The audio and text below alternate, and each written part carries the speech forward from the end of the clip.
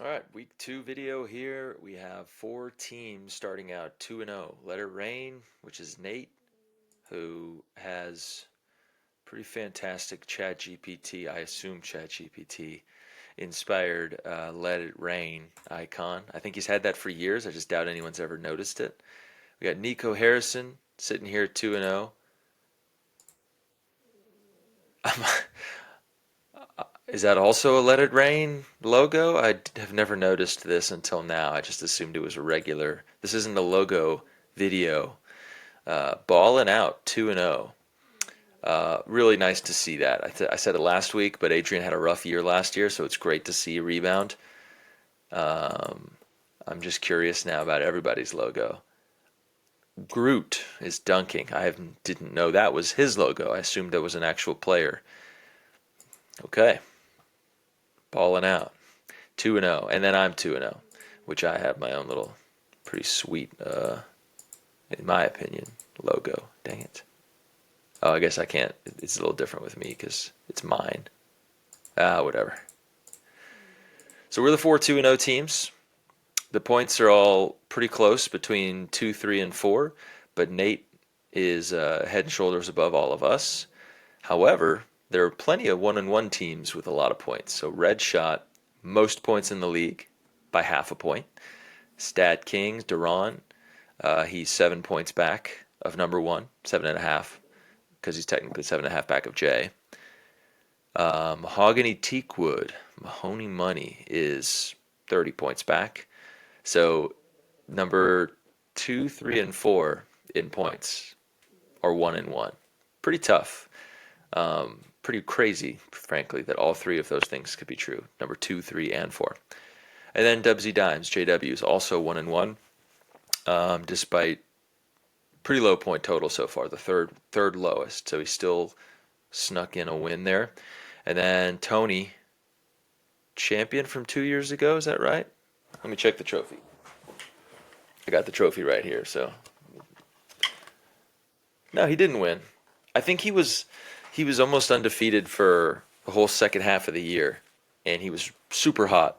And I think maybe he lost in the finals. I guess I should know that. Anyway, Tony's 0-2. He probably needs to change that logo too. I guess I stopped with the logo train, but gonna make me shed a tear looking at Luca in a Mavericks jersey.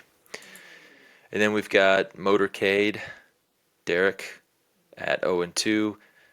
Anthony's at 0-2. Former champion.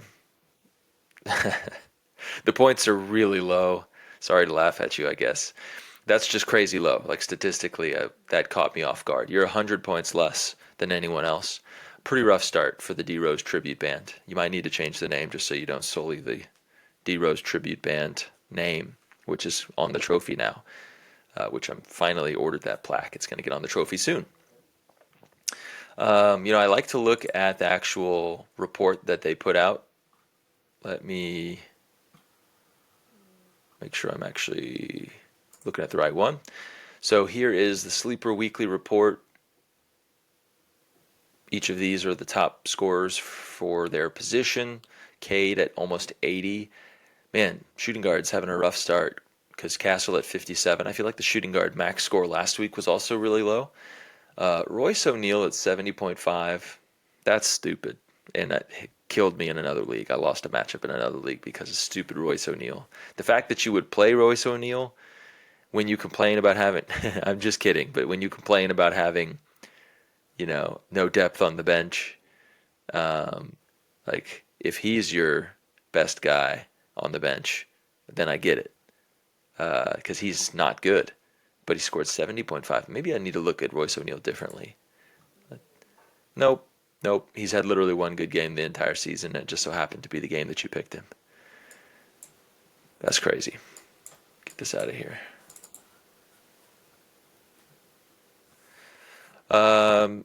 Scotty Barnes, 77.5. He can do that. And Victor at 92.5. Nailed that one. I don't know if I really care about the other things here. Top free agents. So we're seeing some guys that are in the high 30s, usable pieces for sure. Looking at the matchup specifically, Derek didn't get a single top pick this week. That's tough. You're not going to win many matchups without hitting at least one top pick. He was projected to win. We kind of flip flopped. He got what I was projected. I got what he was projected. But I hit 5 top picks and only one worst pick. So it was just a strong pick week for me. Dub Z Dimes got the win over Ants Killers decidedly by 80 points. And they both pretty much picked the same amount of good and bad picks. Adrian, like I said, got his second win, but it looks like he scored the fourth lowest total. So a fortunate win. I mean, he didn't pick any of the worst picks, so there's something positive. But 364 is probably not going to get it done very many weeks. And then D Rose Tribute Band, yeah, just a really low scoring week. He had 5 worst picks. That doesn't help. He was projected 408, so I'm even though the picks or the points rather have been really low, I wouldn't really worry about it too much when you're projected 408. It was just a bad pick week. Now, you're more prone to have bad pick weeks when you don't have really talented players and all of a sudden guys are spiking one day but then they kind of suck all the other days. If that's your whole team, you're probably going to consistently be lower than your projections, but yeah, and don't panic, just 2 weeks. Plus you already got the trophy. Like, well, you don't have it literally. You moved though. So that's your fault. Duran, 415.5, really good score, but 439.5 is better. Mahogany Teakwood, Mahoney Money, pulling for him this year too. He had a really good team last year, still couldn't make the playoffs. Not that I'm rooting against you, Duran, but I think it's good if we can mix up kind of who's in the contention sometimes. So big win, big score, good job. Let It Rain got 426 and beat Tony handedly by 75. Didn't look like either of them had kind of standout weeks.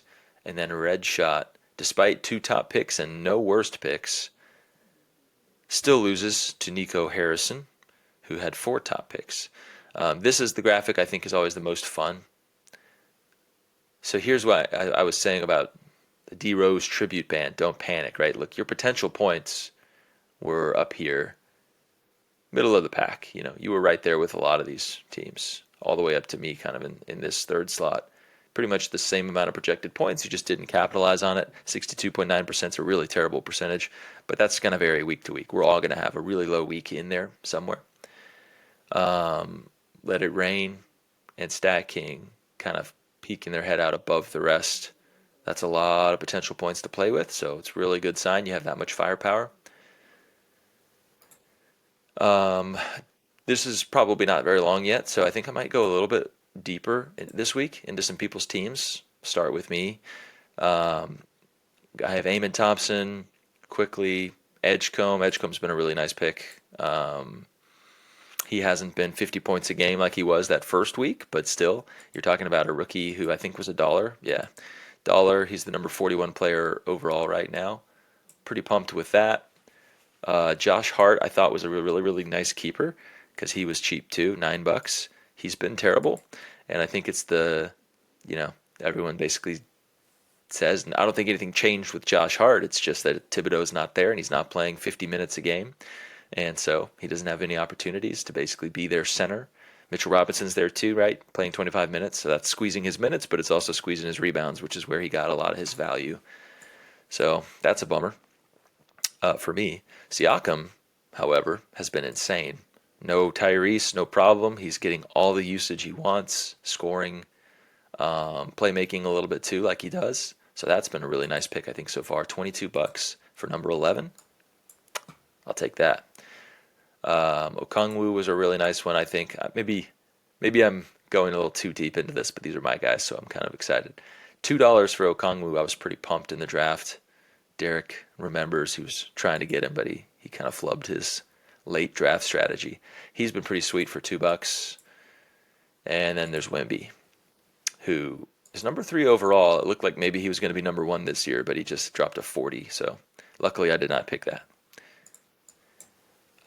And then on the bench, this is where I feel like personally, this is like your little advertisement for my team. But I think I'm dangerous because I still have Hero, not shown, Zion, and then when he comes back, Dejounte Murray. So if you add Dejounte, Hero, and Zion into this lineup, I think we're talking title this year, guys. Anyways, balling out. Let's look at Adrian. So Luca, been sensational, number one player in the league. He's missed a few games already, but skinny Luca is different this year, right? He's not going to get hurt. He's not going to have all the nagging leg injuries. We'll see. He can have all the nagging leg injuries he wants now. I don't care. Steph has had a weird year. He started out super hot with a 78 in the second game. It looked like, and then a 58. It looked like he was going to be like a top 10 guy. Really weirdly low numbers since then. I mean, 40s are fine, but not. That's not what you paid for. How much did he pay for Curry? 36. Yeah, if he's a 42, 45, 48 point guy, that's not worth 36 bucks. So looking like it could be a bust year for Curry, potentially. Oh, he's out today too. I got to play Pajemski in one of my other leagues. Lauri Markkanen has had some like super peaks and valleys, 86, 63, but then also 38, 42, 41, 42. He's a weird guy. I really can't afford to do every single player, so I guess I got to be more selective. I really like the Nurkic pick because we know that Kessler's going to miss some games, and frankly, we know that the Jazz are going to try to lose, and that means they're going to sit Kessler down because he's too good. So Nurkic is going to spot start. He's going to have big games where he pops for 40 something, and he was free. I think it was $3. That's one I wanted to get, but couldn't. And then Fox is going to come back. I don't feel like this team is loaded by any means. Like I'm not seeing a contender, but 2-0. You got Luca. Anything can happen any given week. This is the magic of game pick, the format that we play. Let's look at Motorcade. Dread Reaper here. Cade has been awesome. An incredible keeper value at 25 bucks. Last week had two 80-point games. Had a few duds in between there, but he's just a stud. Devin Booker's been really good, I believe. Yeah. Ja has been weird. Like there's some drama with Ja right now where he got mad at the coaching staff and said some things in the post game, got suspended for a game, barely tried in the second half. He scored 8 points. I didn't watch it or anything, but I think I heard he was basically just half-assing it on purpose, like as an FU to the coaching staff move, basically. So immature. Now there's trade talk. Anyway, Ingram, Adebayo, and Holmgren. That's a pretty stacked front seven, or six. Ayton, Westbrook, Hachimura now are not sounding quite so strong. Scoot should be good for fantasy, I think, still, but you never know. I mean, the top six is elite. The top six is super good, so we'll see. I think there's definitely playoff potential there. Looking at Brandon's team, Harden, love it. Castle looked like he was going to be dynamite that first game that I went to. Got smacked by San Antonio. Wow, yeah, that's a hell of a start. $5 this year for number 48. That's awesome value. Norm Powell had a couple of monster games early, didn't he? Yeah, he's 40 overall, 57, 57. Didn't see that coming. Michael Porter's been pretty good in Brooklyn because he can take as many ridiculous shots as he wants. Desmond Bane's been terrible. I don't know what's up with... Go Frogs, by the way. But he's been terrible. Yesterday he got ejected for throwing a ball down at a Okongwu, I think it was. Weird-ass play. I don't know what he was doing. He's doing too much, I guess, right now. I don't know. Zubac last year was just incredible. This year he's been a little bit more average. I mean, good. Don't get me wrong. He's good, but we haven't seen like a 70 piece just yet, so probably coming. And Beef Stew last night dropped 75 and a half. Who could have seen that coming? That one hurts to miss, but obviously like you weren't predicting that. Suggs, Kobe White, Nemhard, Jalen Green, like the bench is awesome. I think the problem here, Walker Kessler, I didn't even know you had Walker Kessler. He was a keeper too, wasn't he, now that I say that? Great keeper. Between LeBron, Kessler, getting some spot starts from Kello Ware, I still don't see it as a contender. But I think it still could flirt around the playoff. Like, we're not going to see you be the worst team in the league by a mile. That team's fine. Dubsy Dimes. We got Cam Thomas, who had that one game where he got like 40 fantasy points, but not a single assist, or like one assist. 40 points, 0 assists. That's wild. Only Cam Thomas is capable of doing that. He's a singular player. Franz, a little bit of a weak start, I think. Hitting the 28 on him, that really hurts. You need him to be special if you're going to win games. He's one of the cornerstones. Kawhi has had a couple pretty big games this last week. DiVincenzo with a 56. I was not aware. Okay, that's like his only good game, literally.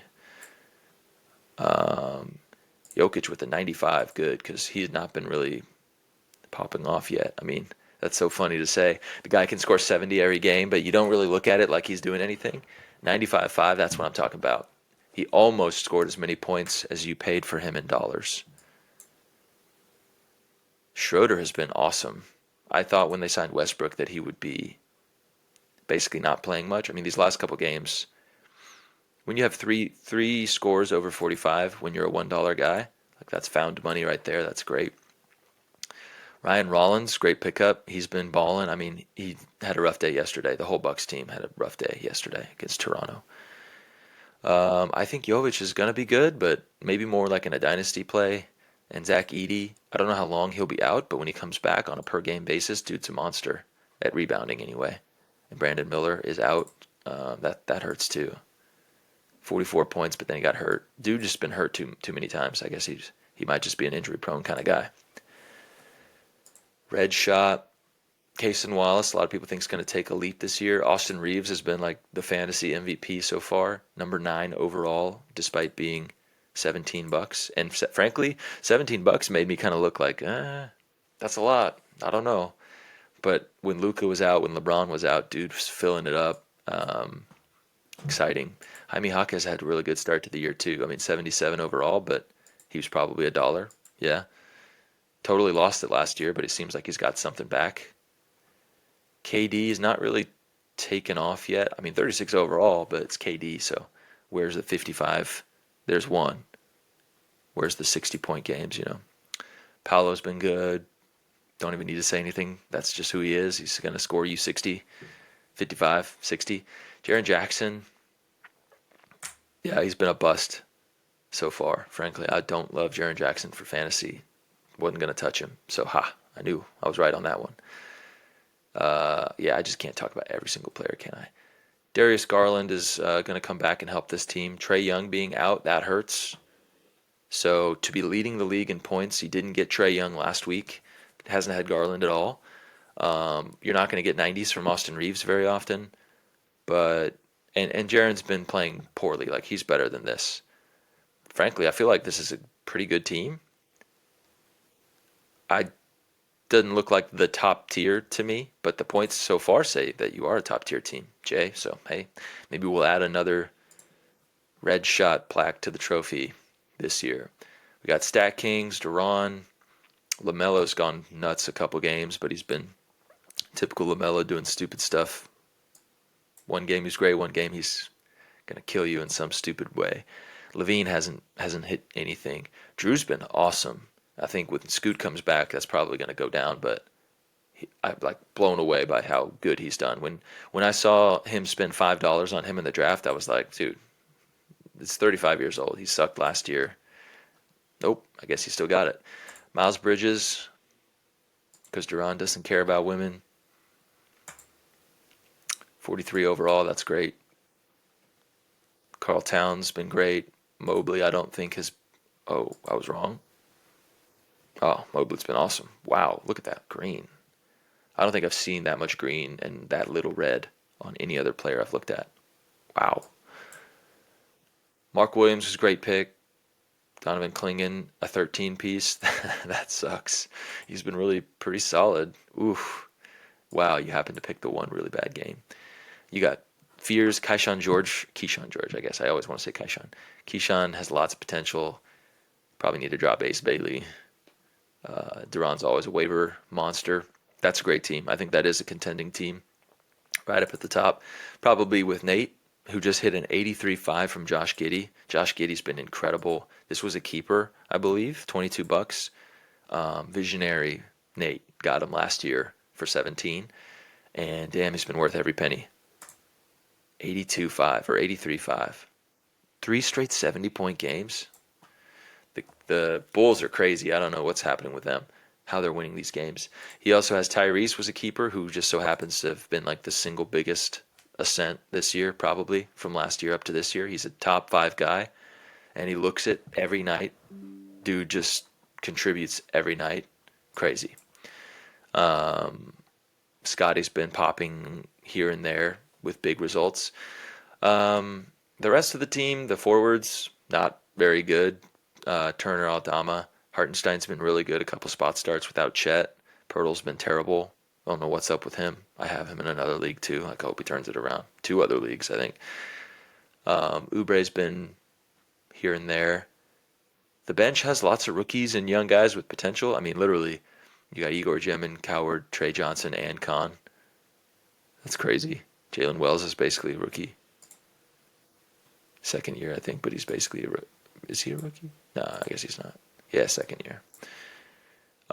You got Anthony Edwards down there too. So when you're talking Josh Giddey, who's top 10 right now, Anthony Edwards, Tyrese Maxey, top 10 right now, Scotty Barnes, top 20 right now. A lot of firepower at the top. It's just that the forwards and the centers are not great. There's enough there though, like, and the guards are so freaking good. I think Nate will be a contender to win it all. Tony, Jamal Murray has been just playing great at the beginning of the season. Jaylen Brown, I think people maybe projected he'd be like in the top 20 this year because of so much usage. No JT, and but hasn't really happened yet. Grayson Allen has had some great run lately without Jalen Green in the lineup. Cooper Flag, not great so far, but for fantasy, for an 18-year-old, dude's been scored 40 more times than he's not. That's pretty good. $45, however, we're paying like first team All NBA price almost. I mean, I don't know if there's 10 players in the league that went for more than 40. That was a crazy battle between him and JW. I would be happy I'm JW in this case. I just don't envision that by the end of the year Cooper's going to be scoring 60 a game. Just he's adjusting. It's been fun to watch him, but he's adjusting. Boy, hitting a 13 from Jimmy really sucks. I think he got hurt. Yeah, that's terrible luck. But Jimmy's still been really good. RJ Barrett has been okay. Vooch has been really good. The Bulls have just been juggernauts, and he's a big part of that still. I don't know how long is he going to keep going at a high level because dude's 35, but every year, I mean, he hasn't lost anything since he was 28.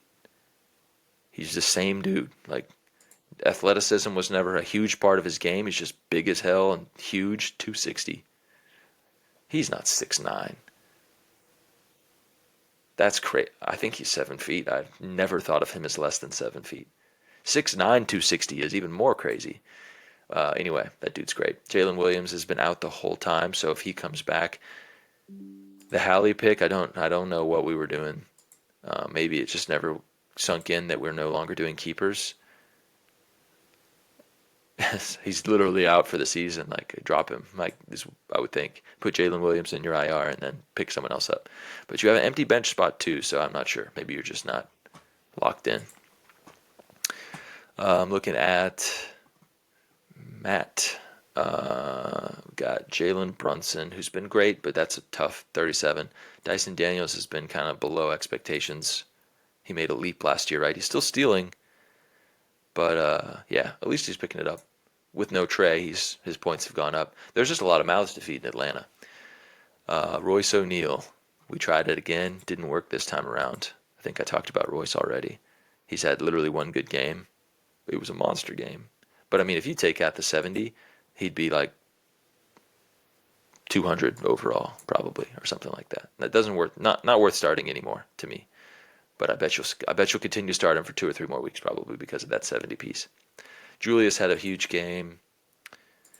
Wow, maybe never mind. He's just been great. Wow, what a pick! $22. That's just like the Siakam pick. $22 for a top 15 guy. That's awesome. Sabonis has been a little down. $48. I mean, he's one of the guys I would have said is probably worth it. I mean, he's a double-double machine, which gets you that extra little 2.5 point boost, and that's cool. The assists are finally starting to tick up. I think the numbers on him were basically that once Fox went out last year, things started to trend down for him. So was a little bit nervous to go for him that big. Max Christie's been nice in real life. Not not a great fantasy player, I wouldn't think, because all he does is shoot threes, but he's been killing it by shooting threes. Giannis has been amazing. Point Giannis. Kind of hit a bust with the 46, but yeah, amazing. Let's take a look. Two more, I think. Ants Killers. We got CJ and DeMar. That's ugly because DeMar has not been good. Not relative to expectations. $22, yeah. So like that's what we paid for Siakam and Julius. But you're getting 67th overall from DeMar. That's not great. CJ McCollum was cheap. No, he wasn't. $16. Ouch, that hurts. Yeah, Wiggins, not someone I really trust week to week. Bridges, game to game. Mikhail, don't really trust game to game. OG, I don't even really trust game to game, but he's been pretty good as a 40-point guy. $5, that's good value at least. Jalen Johnson, I think he was a keeper. He's been great. He's already missed a couple games. Oh, just one. Bajemski, probably need to start Bajemski today. Just saying, if you watch this, Steph's out. Word to the wise. Shaden Sharp, we're still waiting for a jump. Yeah, Paul George hasn't played yet. Jason Tatum. Now this one, if it were a keeper league, like totally get it. Worth stashing all year. It's not anymore, but they are talking like he's going to come back this year. I have a hard time believing that. They're not good. They're going to have a bad record. They have their own pick. Why would you want to bring Tatum back and ruin your own pick? Doesn't make sense. I don't think he's coming back, but I do understand if he does and you're in the playoffs, all of a sudden you're adding like a 55 to 60 point per game kind of score. He has AD, who's already out, and Dame Lillard, like that one. He's definitely not coming back, so you should be able to drop him. And then last on the list, Nico Harrison. Shea, amazing. Donovan Mitchell has not been amazing so far. It's been like weirdly low points. 57 last game, but in the 30s, 3 straight games before that. Like, I wonder how many times in the last 5 years has he scored in the 30s, 3 straight games. Something's kind of weird right now. And there's no Garland. So I'm a little confused by that one. Buzelis and Murphy are both like big candidates to pop this year, but Buzelis has not. Trey Murphy's been pretty good, but not like elite. Boy, I don't like starting Jaden McDaniels. That just feels like you're going to get a low 30s quite often. I kind of feel the same about Aaron Gordon. Even though he had one giant game where, I don't know if I can scroll over or not. No, I can't. He had one game where he like hit 10 threes or something insane, which was cool to see. His evolution is just crazy. Alex Sarr is awesome. He went off against Philly. I watched that. 72. I skipped over Jalen Duren, who's great, but not really elite yet. Dylan Harper's looked really good. Lively, I expected better. He's been hurt. Kyrie's going to come back, hopefully, we assume. Unless Dallas is just so bad that they just shut it down, which frankly looks like it could be possible. I don't know if I see like a contender here, but he's off to 2-0 start. Yeah, so I didn't intend to go really long form on that, but I think that was more or less like our draft recap video as well. So we're into week 3. We got some scores already going. Derek is not going to be 0-2 for long. It looks like he's projected 450. That's pretty nuts. Yeah, I think that's plenty. 30 minutes of content. So I'll stop it there, and I'll do another one of these next week.